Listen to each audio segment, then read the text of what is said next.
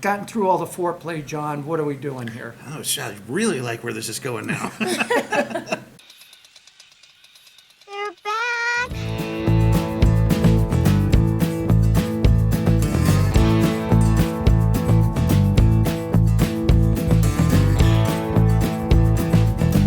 Coming to you disturbingly live from the Beer to Whiskey pop-up studio on the taproom floor of the Greenville Beer Exchange, or GBX as the cool kids sometimes call it, on the almost never-ending expanse of a block and a half of South Lawrence Street in glorious downtown Greenville, South Carolina. I'm Russ Heaps, and welcome to this episode of Big John in 5, or 7, or 10, or 15, or whatever it turns out to be. And I like where this is heading. so that's where I get my good buddy, Big John Richards, here. He's our beer whisperer as well as a certified cicerone, and a nearly indispensable part of this operation. To pick a beer from one of GBX's 23 taps or hundreds and hundreds of cans and bottles in the retail store in the front of this building. We sniff, we sip, we kibitz, and John tells us a little bit about the brewery, sometimes a little bit about brewing history. And today, I am thrilled that we have with us our good friend of the show, Sydney Foster, who is with us because she couldn't find anything else to do, and more exciting Not true. than hang out with a couple old farts and talk about beer and whiskey, because we do some whiskey episodes while we're shooting as well. So having gotten through all the foreplay, Yes! Yes! Yes! Oh! Oh! Oh! Oh, God. John, what are we doing here? Oh, shit, I really like where this is going now. We're going to be drinking a little palate cleanser because we've had a couple of big beers and a couple of sours and things that not everyone was a huge fan of, I guess, maybe. I don't know. I think that's we made putting some- it yeah. putting it I generously. think we made some friends. So this is a little palate cleanser from a relatively new brewery down in Columbia called Bierkeller. Thank you, Russ. And they are brewing Beer color. Keller, Keller. Keller, Okay. which is the German word for cellar. So if you see there is a beer style called Keller beer, and it is cellar beer is really what that translates to. So Beer Keller out of Columbia basically does only German style stuff. So they've got a couple of really nice light beer, Kolsch Pilsner, things like this. Really nice Hefeweizen that's very traditional, true to style. And this Kolsch is outstanding. And I'll be the first to admit, when they first opened up, they're like, it's a German outdoor beer hall.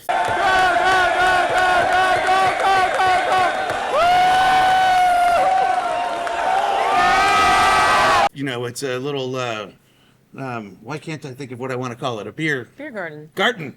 That's the one. Thank See, you. that's why you're here. Yeah. And I was like, oh, sure, whatever. It's that's probably fine. But now that their beer started making it up here, it is all really good. And they've just been up here for maybe a year or so. And I think they've been open. Until this, I'd never heard of them. I think they've been open in Columbia for maybe 4 years, 3 or 4 Really? years. But they've been their little shop down there and whatever distribution they've wanted to have, and now they're finally distributing up here. And we just started getting cans and bottles of these guys this week or last week, like just now. Oh, wow. We've had draft up here for a little while, but haven't had any package. So this, this is good. This is a brewery in South Carolina that I am immensely proud of. Well, maybe we need to visit them. Maybe we need to visit them. We need to taste the beer. We need to do that too.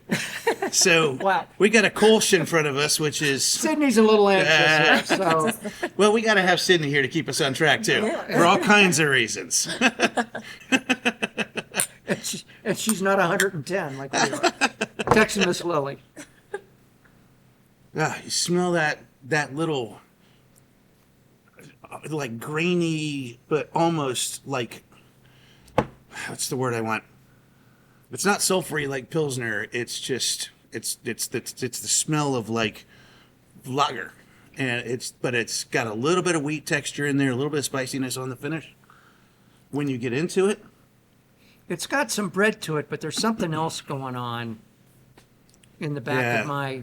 it's that. So it's a little effervescence, and there's a little bite of spicy, really earthy, like what I've come to associate with noble hops. You know, it's that English continental hops that if you grow hops over there, they grow there. You could uproot a hop plant from Germany, bring it over here and plant it in Connecticut, and they could all be on the same parallel, but it will turn into an entirely different plant in Connecticut soil. We don't know why. I don't know why. It's a mystery. It's a mystery wrapped in a riddle inside an enigma. I'm sure, biologists or botanists or whoever would be able to explain how or why that happens, but it is the thing. So this is what that little earthy, funky, leafy, almost spinach kind of bitterness that's on the back of that. It's all European continental hops. That's what I'm used to getting out of there. And then you just get that fresh cereal front end that sweetens everything up when you take that second sip. Yep. What great Kolsch is. This is Great Kolsch. This is another one of those beers that leaves you wanting more. Yeah. Yeah. Every sip, as soon as you take it, you're ready to jump back in. Yeah. John, being the good soldier that he is, I told him when we got started today, I said, we've only got one Kolsch on the Kolsch playlist. Yeah, on the Kolsch playlist. One video out of over 450 that is a Kolsch. And I said, I would like to have another one to put on there. I feel like that was crazy because one of my big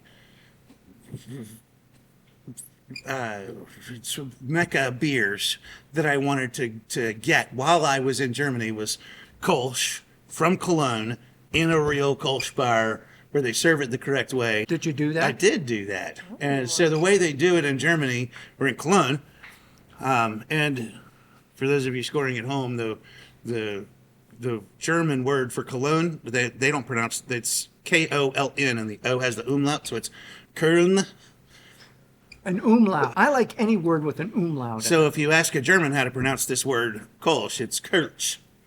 So yeah. So anyway, one of the famous ways that they serve this beer in Cologne is that it comes in a little 8-ounce glass that's a straight cylinder. It's a tiny little glass. And they bring it over in these things that look like communion trays. And there's people just walk around with these things. And when your beer is empty, they put another one down in front of you. And then they put a little tick mark on your coaster. And you have to stop them by putting your coaster on top of your beer. Or they just keep bringing it to you. It's like a Brazilian steakhouse. It's like a Brazilian steakhouse. It's very much. No mas. No mas. No mas. I can't handle anymore. Except it's not no mas. It's whatever no mas is in Portuguese. Portuguese, Right. which probably is a very guttural. I don't. It doesn't sound anything like It's- no mas. It would be my guess. I don't know. I don't speak Portuguese. I don't either, but I've spent some time in Portugal, and it's not a whole lot like Spanish. Very, Indeed. it has a glancing relationship, but if you know Spanish, it's not going to help you much in Portugal. But it doesn't have to because everybody speaks English. It's amazing. On the downer of a note, But I digress. Where are we at here? Oh, we're done. this is it. We're done. We have to We're send these done. people home. Cheers. Cheers. So damn lucky. Sydney, See you next I time. promise we'll give you a chance to talk soon. Yes. I've talked until I'm hoarse.